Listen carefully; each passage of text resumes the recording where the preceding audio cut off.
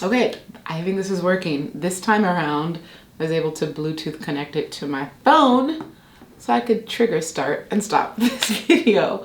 Welcome to another week of what I did, what I learned, and what I felt. I'm feeling good, y'all, because your girl is one day into her plant-based lifestyle. I don't know about you, but my energy, I'm just like, okay, few things happening with my body. My hips are getting wider. My boobs are getting bigger. Sorry, men watching this. Like, I mean, yeah, that's why I put the laptop here, because I don't want any, like, zoom ins into my chest. I dress pretty conservatively anyway. And if you're a woman, you can remember the first time your boobs grew in. Maybe for you it was at a young age, like 12 or 13. For me, my boobs came at 30. So already it was like beyond the age of like, oh, like I was already shocked and I was like, oh, okay, thank you. Like, what do I do with this? And like, how do I act? And I remember I tried it out, cleavage. Like I was like, okay, this is what I've seen people do when your boobs are there. You're supposed to, give them a little, uh, give them a little love. Let the air. Oh, just realized the door is open. Can you hear me? Okay, maybe not. Okay, you're supposed to let them just like breathe a little bit. Yeah, but I tried it once and I just remember that first time someone did not make eye contact with me and I was like, this is so uncomfortable. Absolutely not. And I haven't shown them since. Beyond bathing suits, but like, yeah, it's just not something I do. But they're continuing to grow. My hips are getting wider, so I had to like look it up. And I was like, okay, 33 childbearing years. I don't know if my body is like actively, I am not pregnant. My body cannot be preparing for one. It's the most interesting thing. So that's been interesting. What I did, that didn't match the things that I did. But we got like lots of appointments as we are heading to leaving the US in hours now. The 24-hour countdown has begun. So yeah, it's just like all of the appointments, all the things,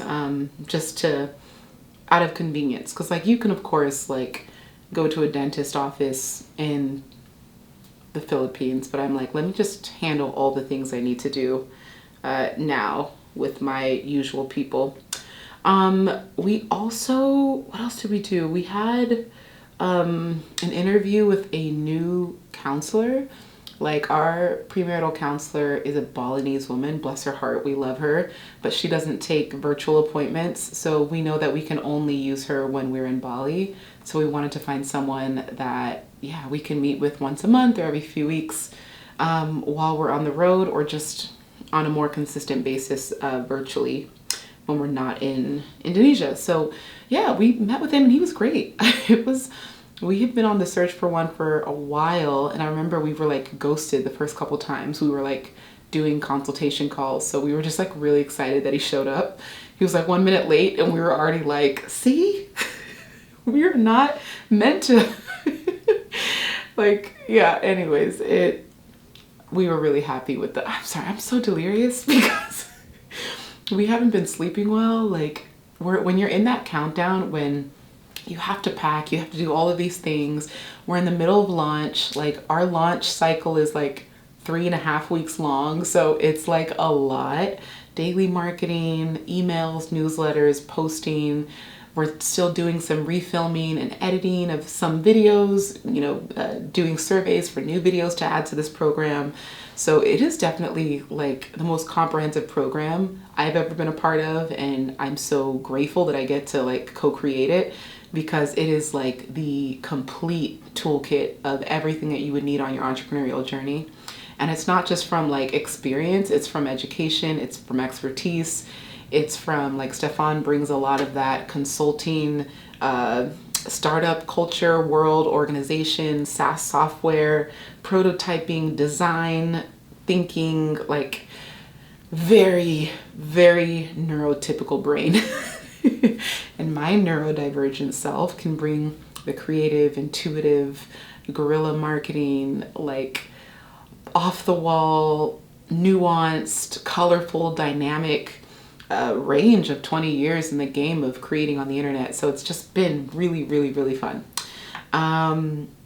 What else did I do? Or we went to a beautiful Candlelight concert, a violinist, and it was so just humbling watching them. I'm just like, man, that the level of skill, the level of time it takes to master such a specific skill, you just got to respect people like that, because it's like you can't be a violinist, you know, in like random context. It's like you learn how to play violin to perform. And whereas, like, let's say if I learn how to build websites, I can apply that to multiple industries. So I have such respect for people who know that they have dedicated so much time to learn a specific skill that can only be applied in one way. It just, you gotta admire it. You know, that level of focus is incredible. We also went to a comedy show. That's one of our favorite types of date nights. And this chick was hilarious. Like we would definitely see her again. There was an interesting joke she started out with.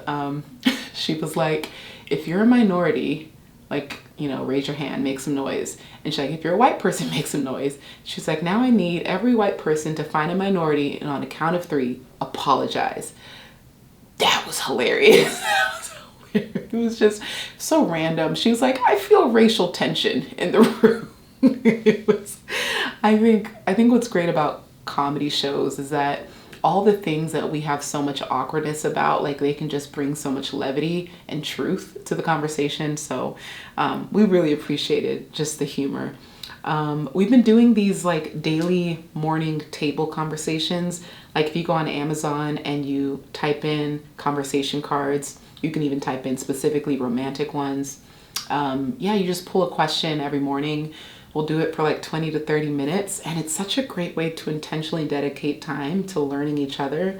And I found that to be really just my favorite parts of the day. It's just so intimate. It's so intentional. It's so beautiful. And it's just been a great way to connect, no matter how long you've been dating someone or married to them. And what else we did? Ordered lots of new tech.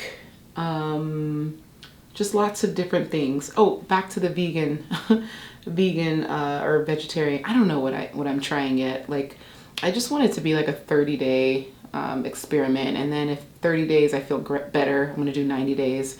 If after 90 days I feel amazing, I'm gonna do a year. And I've been sober now for 2 years. 2 years come March 17th.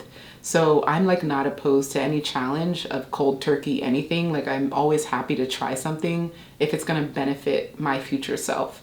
And that level of discipline I'm realizing is quite special. But I've always been like stubborn about like, if this is what it takes, I'll do it. And I think that's a great thing to have in entrepreneurship, because I'm like not afraid of the work or the discipline. That said, I have no idea what to eat. Whether it's vegan or vegetarianism, I'm just cutting out meat and like fish. So yeah, plant-based is what I'll do. No eggs, so I'm still like trying to understand what's vegan, what's vegetarian. So I had tofu. Stefan cooked this amazing meal, like tofu, salad, asparagus, sweet potatoes. It was just, I mean, it tasted like any other meal. And I'm like, oh, I can do this. So yeah, I kind of just, I learned that like, I'm always willing to try something new, especially if I feel like I can gamify my life. Like we are called forward through challenges and experiments. And if you feel like life has gotten stagnant, like don't be afraid to give yourself a new challenge or experiment to like, yeah, just kick things up. For me, it's my energy. I'm just like tired all the time. And the comedian made a joke about it. She's like, hey, if you're in your 30s, congratulations on still being up. Like it's bedtime soon. So it's good to know that it's common, but I also want to see how I can like tackle it. God willing, I've got 70 years ahead of me. So I'd like to like be energized for most of it. Yeah, so that's that. And what I felt, it's very calm, at peace. I think I felt relaxed for most of the week. I felt really excited. At times I felt anxious. I've had this apartment almost 5 years now, and it's my safe space. It's my haven. It's where I come to hide from the world. And I've like really enjoyed discreetly living here. And whenever I leave, I know that I'm also exposing myself to the outside world and all of the beautiful chaos that comes with it. So part of me, like one of my favorite investments that I made was like a massage chair, like from a nail salon. And I was sitting in it like, I'm gonna miss this. I'm gonna miss this just calm moment of nothingness where I can just sit and get a massage on demand. Like, this feels amazing. And I am like, yeah, my stylist gets here in a few hours, and I'm excited to see all of the new looks they've pulled for me. I'm trying to be more intentional about, I'm not reviving my influencer career. I remember as a travel blogger, I was like so intentional about how I dressed. It was like local, like cheap, but local jewelry and local gowns and colorful. And I feel like lately I haven't been showing myself traveling as much because I don't want to be seen, and I don't really need to. Like now I want more of my content to be around thought leadership and coaching. So yeah, I haven't needed to like be in front of the camera much in these exotic locations, but bringing it back, we're excited to see if we can do like some couples photos around the world, and yeah, just kind of revive my Hall of Fame wall. That, yeah, it's incredible sometimes what a photo can do for a moment or a memory. So there's that. Yeah, I think that's all. I'm feeling in this moment inspired. I would say I probably had one of my most active weeks on social media. I think I posted 9 times on my feed in 5 days. Yeah, and to be honest, I actually just posted 3 days of the week last week, but then each of those 3 days I posted 3 times per day. So I'm like trying out this thing where I'm posting in threes. So like maybe 8 a.m., 10 a.m., and noon. And it's just like catching the wave of everyone like waking up, or the people, especially in Europe or Asia, that have already been up. So yeah, posting different styles, formats, and pillars of content, but just like having fun with it. I am using Threads currently as like my dumping ground for my thoughts. So Threads, of course, is the new Twitter or X that's linked to Instagram. So I use that to kind of test thoughts, see what gets traction over there. And if it does, I turn it into content for Instagram, which is my largest audience. So that's kind of been my funnel. And then based on what gets traction on Instagram, I create a newsletter out of it.